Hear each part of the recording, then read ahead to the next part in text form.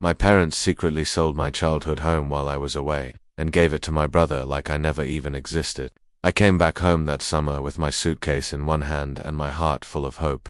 College had been exhausting, but the thought of returning to the house I grew up in, the hallway where my childhood echoes still lingered, the kitchen where my mum used to hum old songs while making breakfast, the room where I'd spent countless nights dreaming about the future, that's what kept me going. But the moment I stepped onto our street, something felt off. The front lawn was trimmed differently, the paint looked slightly newer, and the car parked in the driveway wasn't ours. I paused, unsure if I was at the right address, until I saw my brother's old bike leaned against the porch. My brother, the golden child, the favorite. I rang the bell, half expecting my mom's familiar voice calling from inside, but instead, my brother opened the door with a crooked grin and casually said, "Oh hey, you're back." He didn't hug me. He didn't seem surprised. Just stepped aside and let me walk into what I thought would still be my home. But it wasn't. The walls were bare. The family photos that used to line the hallway were gone. The old furniture was replaced with newer, sleeker versions. And worst of all, my room, my sanctuary, was no longer mine. It had been turned into some sort of home office with a treadmill where my bed used to be, my desk, my posters, my books all gone. My voice trembled as I asked my mum what was going on. She looked up from her phone and said, "Oh, didn't your brother tell you we sold the house? Well, technically, we transferred it to him. He needed a fresh start, and we thought it would be best." Best for who? I wanted to scream. I felt like a stranger in my own life, like someone had taken the pages of my story and rewritten them without asking. They told me they assumed I wouldn't care. After all, I had moved out, right? I was doing fine on my own. I didn't need the house anymore, but they didn't understand. It wasn't about the house, it was about what it represented. Security, memory, love. It was about the fact that no one even thought I deserved to be part of the conversation. And my brother, he just shrugged and said, "You were always the one who wanted to get away anyway." As if that justified everything. That night I sat on the edge of the guest room bed, if you could even call it that, and stared at the ceiling, trying to hold back tears. This wasn't just about losing a house. This was about being erased, forgotten, replaced, and something inside me cracked. I knew this betrayal went deeper than just bricks and wood. It was about family, about choices, about love given unequally, and I wasn't going to stay quiet about it anymore. I didn't sleep that night. I lay there in that cold guest room, if you could even call it that, listening to the quiet hum of the house I no longer recognized. Every creak in the floorboards felt unfamiliar. Every shadow on the wall felt like it belonged to someone else's memories. My memories had been boxed up and erased, scrubbed from the walls and replaced by my brother's gym equipment, his minimalistic taste, and the hollow silence of a family that had clearly moved on without me. I stared at the ceiling and kept asking myself, when did I become so disposable? The next morning, I sat at the breakfast table like a guest. My mother didn't even set a plate for me. She just looked up and said, "Oh, there's cereal in the cabinet, sweetheart." Like I was some distant relative stopping by. Like I didn't spend 18 years of my life growing up under this roof. My father didn't even look up from his newspaper, and my brother, he strolled in like a king, kissed Mum on the cheek, and said, "I was thinking about knocking down the back wall to extend the kitchen. What do you think?" And my mum beamed, nodded, and said, "It's your house now. Do whatever you want." I wanted to vomit. I had to bite the inside of my cheek just to keep from snapping. Not once did anyone ask how I was. Not once did they say, "We missed you." I sipped my coffee in silence while rage boiled beneath my skin. Later that day, I found a box in the attic with my name scrawled on it in faint black marker. It was the only thing they had saved. One box, it was filled with broken pieces of my childhood. A cracked snow globe I got in 3rd grade, an old yearbook with a torn cover, and my favorite photo of me and my dog, the one they had to put down while I was away without even telling me until it was done. I sat there, clutching that photo, feeling the weight of everything they had taken from me. Not just a home, but a sense of belonging, of identity, of mattering. That evening I finally confronted them. I stood in the living room, the same one where I had celebrated birthdays and Christmases, where we'd once danced together when the power went out, and I asked them, why? My voice shook. Why didn't you tell me? Why didn't I matter enough to be part of this? My father didn't even look me in the eye. "You were off at school, living your life. We didn't think you'd care. Didn't think I'd care." I looked at my mum, searching her face for any flicker of guilt. She just said, "Your brother needed help. He's going through a hard time. You're strong. You've always been the strong one." And in that moment, I realized the truth. I wasn't their child anymore, I was their afterthought. Their backup plan, their safety net. The one they didn't need to worry about because I'd figure it out. That night, I sat outside on the porch alone. The wind felt colder than it used to. The stars seemed farther away. I clutched that photo of me and my dog and realized that the home I thought I was returning to no longer existed. It had been sold, given away, rewritten. I wasn't just a visitor now, I was an outsider, an intruder in a life I once called mine. But something in me hardened that night, something fierce, something that said, I won't be erased. I won't let this be my ending, because if they were willing to forget me, I would make damn sure they'd remember me by what I do next. I left the porch around midnight, not because I was tired, but because I couldn't bear to sit in that silence anymore.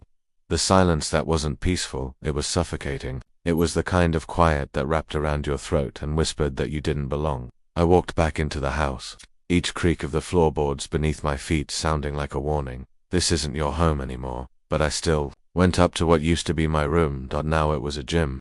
A sterile, soulless space with dumbbells, a treadmill, and a mirror where my bookshelf used to be. I stared at my reflection, disheveled, eyes hollow, wearing a shirt I left here years ago. I didn't recognize myself, but something in my expression scared me.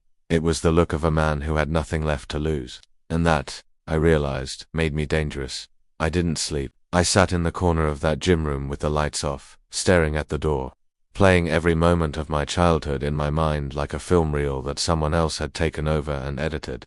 I remembered Christmas mornings, my mum's laugh, my dad lifting me up onto his shoulders, my brother and I building forts in the backyard. It had all felt so real, but now I couldn't trust those memories. Were they ever truly mine, or was I just the supporting character in someone else's story?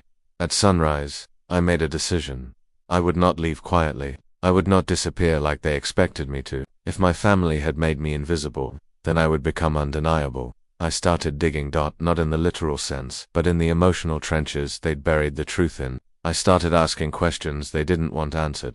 Subtle, quiet, questions that made them squirm. Why was the house transferred so quickly? Why didn't anyone tell me Dad lost his job? Why did Mum start a new business under my brother's name? And suddenly, I started noticing cracks in their perfect story. I overheard a late-night conversation between my parents in the kitchen, my mum whispering, "He's asking too many questions. What if he finds out about the loan? The next day, I visited the town clerk's office and pulled public records. That's when it hit me like a sledgehammer.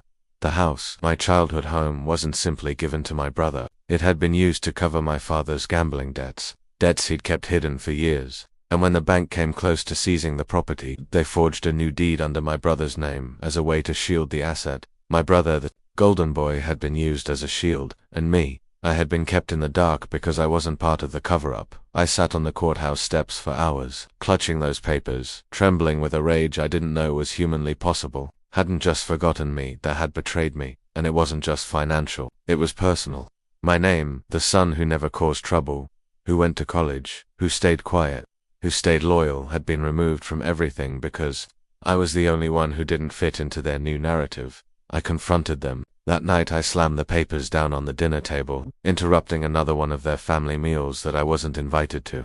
The clatter echoed like thunder. "You used my childhood home to pay for your mistakes," I said, my voice shaking. "You lied to me, you cut me out, you made me feel like a stranger in my own life." My mother gasped. My father stood up. My brother tried to grab the papers. "Sit down," I said, and for the first time in my life, they did. That's when I unleashed years of hurt. I told them how I felt when they stopped calling, how they sent birthday cards late, if at all, how I heard from neighbors that the family had moved before they ever told me, how they left me behind and didn't even flinch. And then I dropped the final blow. "You didn't just sell the house, you sold me." My father looked like he aged 10 years in that moment. My mother cried. "But I didn't stop. You made my brother the heir to a legacy I helped build. You let me believe I wasn't needed, and for what? So you could hide your shame." They didn't respond, because there was nothing left to say. I walked out that night, not because I was running away, but because I was walking towards something bigger, myself. But this story wasn't over, not yet, because I had one last card to play. And this time, I wasn't playing it for revenge, I was playing it for truth. I didn't go home that night, not to their house, not even to my apartment. I wandered the city, walking for hours, under flickering streetlights and past glowing shop fronts. I was trying to process the chaos I'd just unleashed, but truthfully, I felt light, like I'd shed a 1,000-pound coat of silence I'd worn for years, and underneath it all, I was still me, bruised, but not broken. Still, I couldn't leave things there. I wasn't interested in revenge. I was interested in closure, the kind that didn't come from slamming doors, but from opening new ones. So I did what they never expected. I sent them a letter, handwritten, no venom, no threats. Just honesty. In that letter, I told them how it felt to be erased. I wrote about growing up in that house, the laughter echoing down the hallway, the birthdays, the scraped knees, the late-night talks. I reminded them that I was a son to their son, even if I didn't fit into the fantasy they were clinging to. I also included a copy of the house deed, with a note that read, "I didn't come back to claim the walls. I came back to remember who I was inside them." I didn't expect a reply, and I didn't get one, at least, not right away. Instead, something surprising happened. A week later, I got a call from my brother. I ignored it, then another, then a text. "I didn't know everything. I want to talk, please." After 3 days, I finally agreed to meet. We sat across from each other in a quiet park. Two men who'd once been inseparable, now torn apart by silence and selfish choices. He started talking first, and for the first time, he didn't defend what happened. He admitted the truth, that he found out about the house transfer only after it was done, that Dad pressured him to stay quiet for the good of the family, that he resented me, not because I left, but because he envied my freedom, and most of all, he said he was scared that if he stood up for me, they'd erase him too. I didn't forgive him that day, but I understood him. He then handed me a folder. Inside were papers to transfer 50% of the house back to my name, not legally binding, but symbolic. "I know it doesn't fix everything," he said, "but I don't want to be the guy who took your home." That night, I stood outside the house one last time. I didn't go in. I didn't need to, because I finally realized something. The house was never the home. I was every memory, every scar, every story I carried. Those were mine. No one could sell them, sign them away, or pretend they didn't exist. Weeks passed. I didn't talk to my parents again, not then, but on my birthday I got a letter from my mother. Inside was a photo of me in the backyard, age 7, grinning with chocolate cake on my face, and a note that simply said, "You've always been our home. We just forgot how to hold you in it." I cried, but not because I was hurt, because, finally, I was healing. And for the first time in years, I felt like I belonged again. Not in that house, not in that family, but in my own story, the one I reclaimed, piece by piece, with truth and courage.